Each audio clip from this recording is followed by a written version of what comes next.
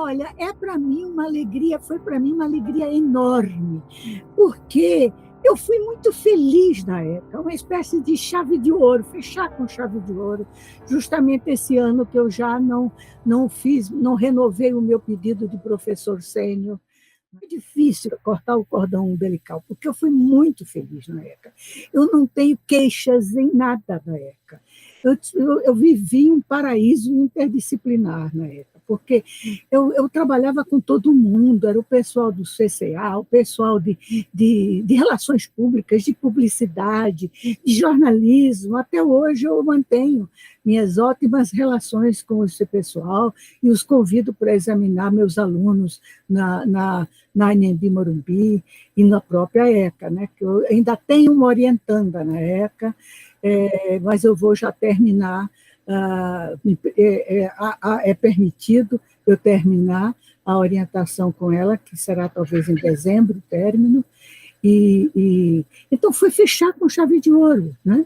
Eu fiz o que eu podia fazer, dentro do que eu queria, fiz o que foi possível fazer naquela época. É um caso de amor, professora? Muito grande, é um caso de paixão retribuída, foi a ECA, viu? Foi uma paixão bem retribuída, a ECA.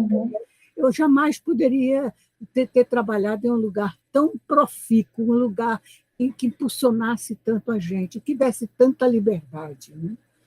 Até com os diretores que eram de fora, eu terminei, o primeiro não, eu entrei com um diretor que provocou um ano de greve dos estudantes, eles perderam um ano, mas toparam a greve contra esse diretor. Esse eu não tive nenhuma interface com ele.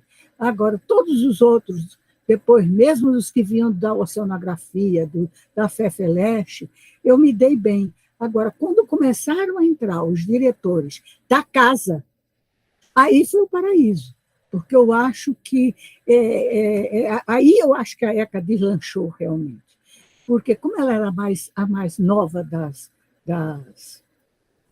das unidades no momento em que ela foi criada, né, era mais nova, então tinha sempre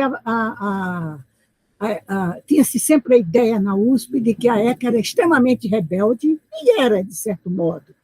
Então iam os diretores mais durões para lá, que achava-se que sabiam lidar com estudantes, eram durões, mas eram políticos ao mesmo tempo, mas políticos mais para a direita do que para a esquerda, né?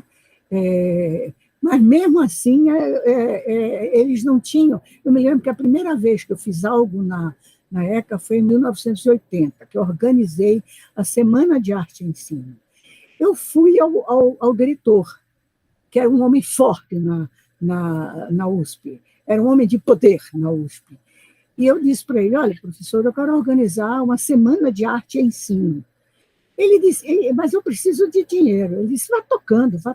Quando você precisar, vem a mim que eu ajudo. Eu fui tocando. Quando eu tinha 1.500 inscritos, eu fui a ele, professor, estou com 1.500 inscritos. Ele, o quê? Eu nunca imaginei que a arte e a educação juntasse tanta gente. Sempre soube que comunicação junta muita gente, mas arte e educação, e aí cumpriu o que ele prometeu. E assim foi, nessa Semana de Arte e Ensino, foi uma colaboração extraordinária de todo mundo, todos os colegas de cinema, música, teatro, artes visuais, de todas as áreas, colaborando muito foram 3.000 pessoas nesse primeiro encontro. Acho que nunca mais houve um encontro com tanta gente. E vinha ônibus, lembro de ônibus do Pará, com os estudantes, um frio tremendo em São Paulo, a turma sem roupa quente, fomos juntar roupa quente para eles. Mas foi uma vida muito feliz, uma vida profissional. Um dos sonhos é um sonho antigo, que já tem quase 30 anos. Eu tenho, um problema, é uma utopia. Hoje em dia, utopia, antigamente as utopias significavam esperança, né? Hoje em dia, utopia é quase um exercício mental, né, para você não ficar no mesmo lugar. Então, nesse sentido de não estou prevendo, porque acho que não estamos num momento muito difícil para a cultura e para a arte. Mas, quer ver, o meu sonho é uma instituição na USP, seja ela museu, seja ela departamento, seja o que for, abrir cursos de ateliê de arte para toda a USP. O aluno de medicina que quiser fazer arte vai fazer, entendeu? Isso é um sonho que não era meu só, era também do reitor do Lobo, do reitor Lobo. Nós conversamos muito com isso. Você já pensou que lugar, que coisa maravilhosa? Naquele momento não havia lugar possível para a gente ter isso. Eu criei cursos teóricos de história da arte, do acervo do MAC e literatura, cursos interdisciplinares, história da arte, do acervo do MAC e teatro. Depois outro, com música, outro com dança, entendeu? Isso aí juntava muita gente. Vinha gente realmente da medicina e do direito fazer esses cursos. Nos dias de inscrição, rodeava o MAC a fila para se inscreverem. Você imagina se fosse de ateliê, né? A gente conseguiu no MAC, junto com a Pró-Reitoria de Cultura e Extensão, quando meu marido era reitor de Cultura e Extensão, conseguimos o projeto Nascente, que já foi uma coisa extraordinária. Não era só para os alunos de arte, aluno de qualquer área de arte. Qualquer área da USP podia concorrer. E muitos foram premiados, que não tinham nada a ver com curso de arte, faziam outros cursos. Né? O Zé Rufino, por exemplo, foi premiado. O Zé Rufino fazia geologia, né? Ou paleontologia, não me lembro bem direito, mas era uma coisa entre geologia e paleontologia. E hoje é um reconhecido artista, bastante reconhecido. Ao mesmo tempo, teve uma aluna da FEFELESH, que fazia, acho que, filosofia, também foi premiada. Então, a gente queria uma coisa assim também para a área do fazer arte. Né? Isso é um sonho. Outro sonho que eu tenho é para a escola média. Tentei muito, mas não fui feliz, e hoje a infelicidade baixou no ensino médio, porque praticamente retiraram a arte do ensino médio. Ela está no ensino médio como a cereja do bolo. Né? E seria, no ensino médio, juntar arte e design, porque eu acho que os adolescentes e da escola pública tem pouco lugar onde descobrir o que é o design, o que é ser designer. Né? Não tem quase... na periferia pobre de São Paulo, eles não têm dinheiro para comprar livro, comprar revista, quase não tem dinheiro para comprar jornal, né? Quase não tem dinheiro para comprar comida agora. Né? Aonde ele vai saber que existe essa profissão tão sedutora, né? Que pretende organizar de uma melhor maneira a sociedade, né? E seria no ensino médio isso, mas em vez de ser uma disciplina só artes, seria artes e design. Eu estou fazendo algumas pesquisas, eu não, os meus alunos estão fazendo algumas pesquisas na Anhembi Morumbi sobre isso. Pegar o ensino médio e no ensino médio fazer a experiência de dar arte e design para ver no que é que resulta, né? E tem tido muito sucesso nisso, muito sucesso mesmo. Tem uma que fez até com classe controle, uma que ela só dava artes visuais e a outra que dava artes visuais e design. A resultante foi extraordinária, porque os que tinham artes visuais e design se desenvolveram muito na capacidade de criar espaços para visibilidade. Eles chegaram aí para o Conjunto Nacional e pedir espaço para fazer uma exposição. E conseguiram. Né? Então, iniciativa. Né? O design dá mais segurança técnica que leva a você mais se fortificar, né? Do ponto de vista da iniciativa. Né? Não quer dizer que a arte não dê, né? Também, mas como a sociedade valoriza mais o design do que valoriza a arte, né? Pelo menos a sociedade, eu falo, falando de uma maneira em geral, né? Talvez o ego deles seja mais, com o design, o ego deles fique mais fortificado, porque foi nisso que deu essa experiência, né? Então, essas coisas são sonhos que eu não vou ver, eu sei que eu não vou ver, mas eu alimento os sonhos, eu falo para quem quer ouvir, perguntou, escuta. É que eu acho que as artes estão muito amarradas, elas precisam de uma soltura maior, elas deviam se criar um outro sistema para avaliação das artes dentro. Já se avançou muito, a ECA foi uma das pioneiras nisso, tem mestrado e doutorado na linguagem artística do candidato, que isso foi uma luta muito grande. Eu me lembro bem que eu participei de frente na luta, e teve uma reunião em que um colega foi para a reunião armado, porque o pessoal tinha dito a ele, vai lá, porque tem uma louca aí que está querendo que faça doutorado e o aluno pintar e fazer uma exposição, e isso ser um doutorado. Vai lá. Ele foi. Quando ele saiu da reunião, ele disse, gente, mas isso é tão lógico que vocês estão defendendo. Ele ficou convencido. Nós conseguimos convencê-lo que não era coisa de louco, né? Aí vem sempre a coisa dos Estados Unidos, porque nos Estados Unidos já tinha isso em mestrado, mas não tinha em doutorado.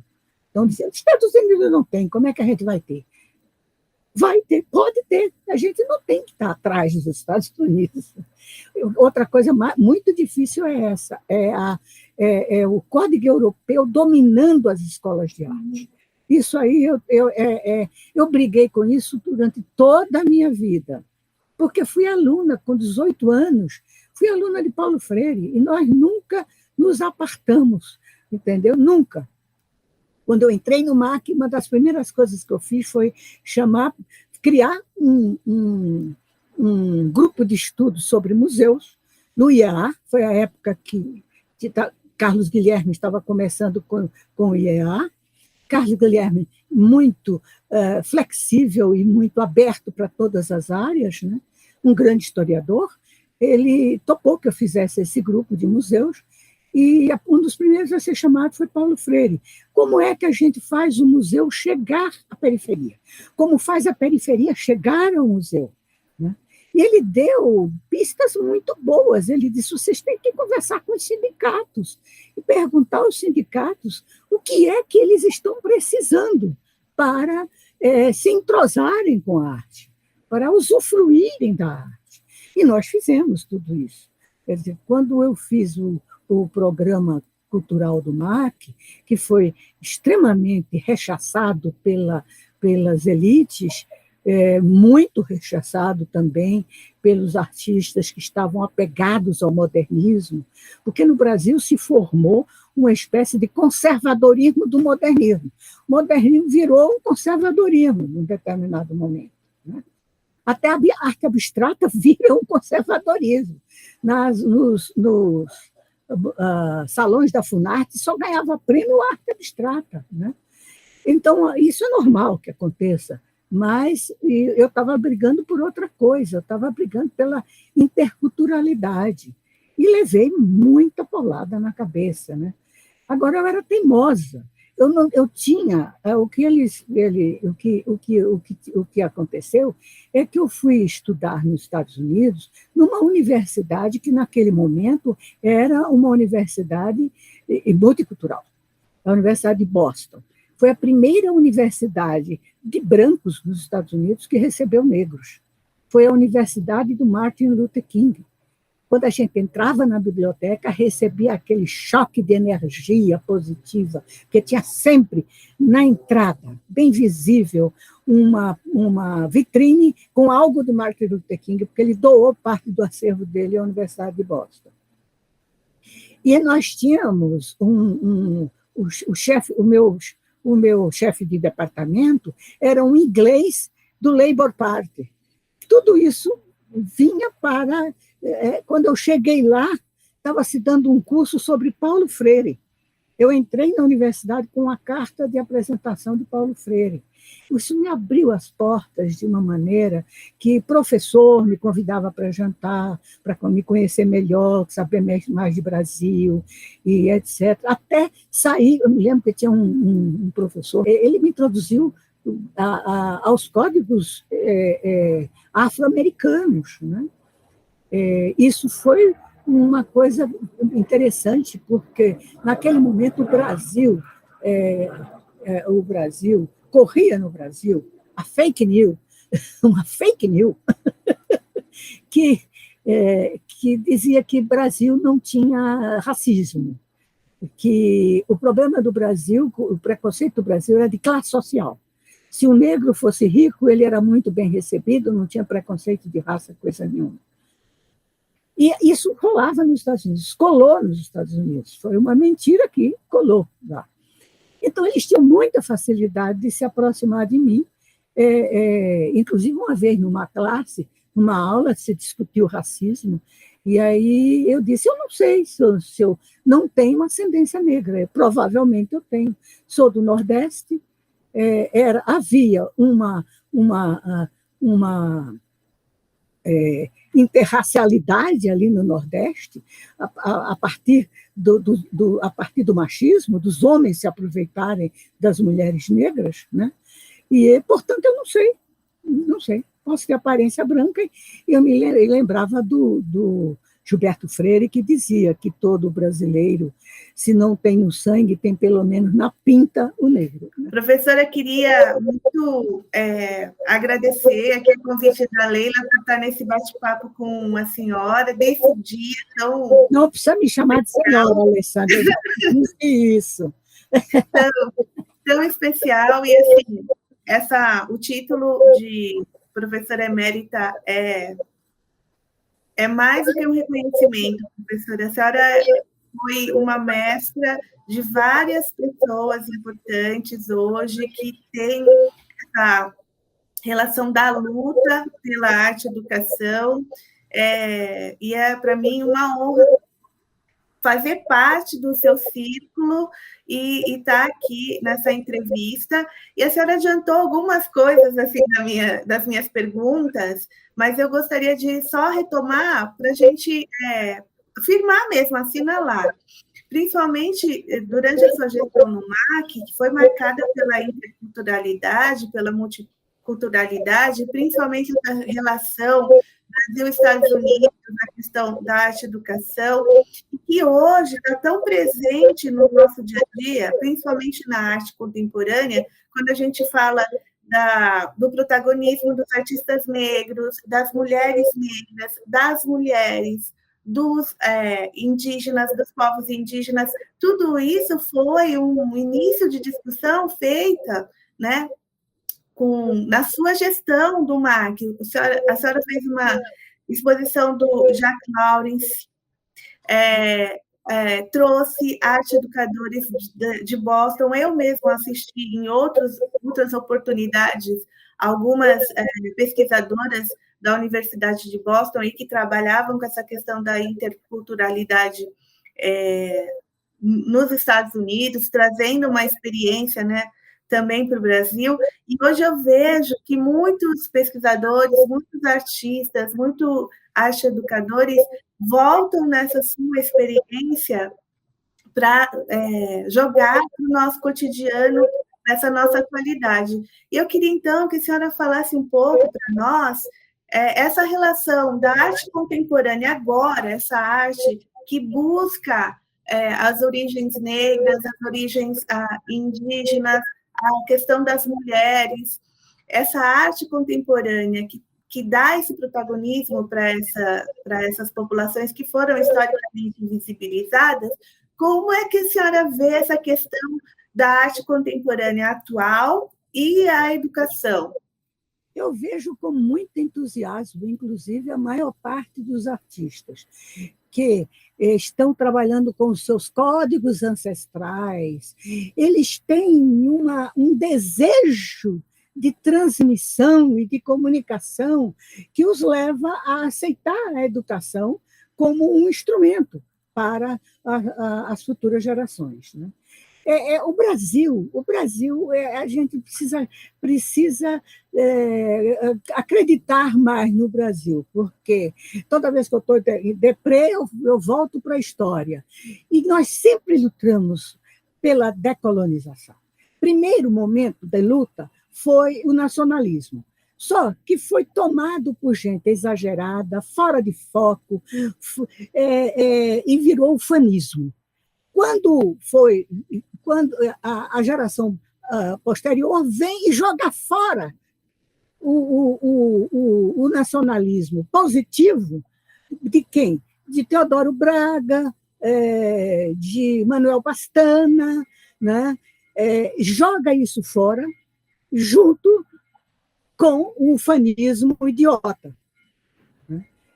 Não houve, os modernistas não tiveram, não estou falando dos modernistas, dos modernistas de primeira hora, não. Eles tinham essa visão. Não jogavam a água do banho com o bebê dentro. Não, eles tinham respeito tanto pela arte marajoara, mas deixa eu voltar. Primeiro, os nacionalistas, né? E os dois que eu escolho como paradigma positivo, Teodoro Braga e Manuel Pastana, que o Manuel Pastana foi designer e artista, e o Teodoro Braga também foi reconhecido nos Estados Unidos como designer, no Brasil como artista. Depois, a gente vai ter, quase logo depois, a gente tem o modernismo antropofágico, né? Que também foi um processo muito interessante. Eles começaram a reconhecer, inclusive, que no período nacionalista, a recuperação e a visibilidade dada à cerâmica marajoara era absolutamente positiva em relação ao nosso reforço de ego cultural, né? Então, foi indo, etc., reconheceram as primeiras mulheres, mas você vê que já na década de 50 estava morrendo já o Estado Novo, essas coisas vão matando quando a gente se livra do Estado Novo, década de 50, você tem um movimento maravilhoso de expansão de arte, cultura, literatura, educação, foi um período educacional que eu estou estudando, mas a pandemia me atrapalhou muito, de não poder ir ao Rio de Janeiro, não adianta, eu ainda sou da época que eu quero pegar o documento na minha mão, que eu quero sentir o cheiro de poeira do jornal, entendeu? Só só consultar na internet não... Quero ir para prateleiras, porque posso conhecer um livro e procurar na prateleira, mas ao lado desse pode ter outro que eu nunca tenho ouvido falar, entendeu? Eu gosto da pesquisa presencial mesmo, né? Aí vem coisas, por exemplo, quer ver um outro movimento extraordinário de decolonização? Tropicalismo. Tropicalismo foi um movimento que eu acho que não morreu, entendeu? A gente tem que procurar na arte contemporânea os indícios e as trilhas deixadas pelo tropicalismo. Eu acho que o tropicalismo ainda é uma vertente muito produtiva no Brasil. A gente tem, do outro lado, ao mesmo tempo, a gente tem o Ariano Suassuna com o movimento armorial, né, muito interessante, a partir da premissa, e decolonizador, a partir da premissa de que o popular é mais erudito do que o erudito, porque o popular vem da Idade Média. São experiências vindas da Idade Média, né? Então, o armorial está um pouco adormecido, o movimento. Mas acho que a mistura do tropicalismo com o armorial dá uma coisa muito interessante do ponto de vista de movimento decolonial. Eu tenho um amigo no Recife que chama Movimento PEBA, que é Pernambuco e Bahia, né? PEBA. Mas então eu vejo hoje a arte contemporânea voltada para subjetividade, e essa subjetividade tendo em conta o social, que não é o outro, que é meu comparsa de tempo, meu comparsa de experiências globais, né? E com isso eu acho que eles foram, os artistas abriram o caminho para realmente uma arte híbrida, um artista nômade que, como eu acho muito interessante o nomadismo, porque Paulo Freire foi um decolonizador nômade. Ele saía e ele não ficava no seu gabinete, ele ia para os lugares mais inóspitos, para o deserto do Quênia. A foto deles sentado no chão, na terra, com vários alunos no deserto do Quênia. Uma das últimas fotos dele, eu adoro e mostro, toda vez que falo sobre Paulo Freire, eu mostro essa foto.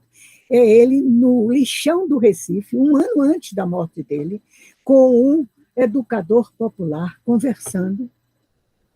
Então, ele ia ao local de opressão. Ele ia ao local da tristeza para poder recuperar essa gente para a alegria. E com alegria, que era sempre uma tônica do trabalho dele.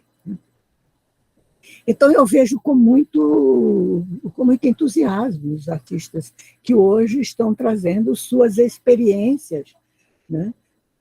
Suas experiências de diversidade. Né? O Brasil é isso, é uma pessoa que tem uma avó indígena, um avô suíço e, do outro lado, uma avó negra e um colonizador europeu. Né? E nós somos isso. Eu fiz uma vez eu dei uma palestra num enorme auditório, enorme, no Paraná.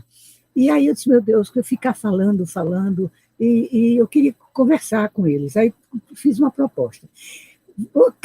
Cada um vai se voltar para trás e conversar com a pessoa que está atrás para saber das suas origens. O que vocês comem na sua casa? De onde vem a comida, prioritariamente? De que origem cultural vem essa comida? Fale sobre a cultura de vocês. E aí foi uma coisa muito interessante. Aquele auditório cheio de gente branca, loura. Aí escolhi o Léo, não podia todo mundo falar, vários pares, uns 5 ou 6 pares. Desses 5 ou 6 pares, somente um par tinha a mesma origem, porque chegaram, tem a origem europeia, e todos da família tinham origem europeia, porque eles chegaram mais tarde no Brasil. Mas a maioria deles dizia assim, a minha avó foi laçada no mato, loura de olhos azuis, minha avó foi laçada no mato. E o que eu como na minha casa? A gente come muito comida de milho e etc. Porque a gente sabe que, inclusive, a mulher, em termos de cultura alimentar, ela impõe muito mais do que o homem, né? Ela dá o tônus cultural da casa. Né? E aí você tem essa fantásticas experiências híbridas. Né, na época. Tive um chefe extraordinário, que era o Walter Zanini, uma pessoa generosa, e que me dava total liberdade. E ele era de tal generosidade que, quando ele estava fazendo as pesquisas dele de história da arte, se ele achava alguma coisa sobre arte e educação, ele copiava para mim, xerocava para mim e me dava. Né? Então, é difícil encontrar um chefe como foi o Zanini. Né? E durante quase todo o meu tempo, na época, eu trabalhei. Quando o Zanini deixou de ser meu chefe de departamento, passou a ser diretor. Né? E depois disso é que eu vou me desligar para ir para o MAC, e na volta do MAC eu já estava com 35 anos de serviço público, e aí me aposentei. Né? Então, eu fiquei muito feliz, e e agradeço muito aos meus colegas de departamento que fizeram essa proposta, né? E para mim é muito importante também, porque durante muito tempo a área de arte e educação foi uma área, não só no Brasil, mas no exterior também, especialmente nos Estados Unidos, era uma área subsidiária das outras áreas de arte. Ela estava realmente nas margens, era marginal, né? E aos poucos, eu me lembro quando eu pedi